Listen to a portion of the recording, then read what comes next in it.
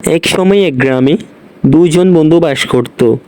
তাদের মধ্যে এমন বন্ধুত্ব ছিল যে তারা একজন আরেকজনকে না দেখে থাকতে পারত না।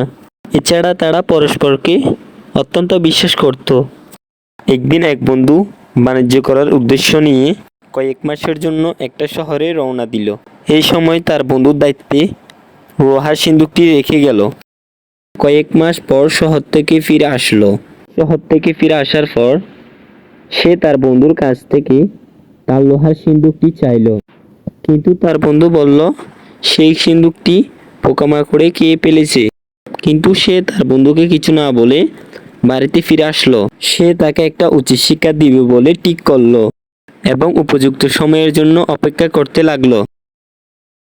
একদিন তার বন্ধুর ছেলেকে একা একা খেলতে দেখে অপহরণ করে নিয়ে গেল। অন্য বন্ধু পরিষ্কার বুঝতে পারল যে তার বন্ধু তার ছেলেকে অপহরণ করলো। সে মতো তাকে বলল তার ছেলেকে ফেরত দেওয়ার জন্য। তখন সে বলল, তোমার ছেলেকে ছিলে নিয়ে গেছে। অবশেষে তার কথা শুনে তার নিজের ভুল বুঝতে পারল এবং উচিত শিক্ষা পেল, এবং সে তার বন্ধুর লোহার সিন্দুকটি ফিরিয়ে দিল এবং সে তার ছেলেকেও ফেরত নিল।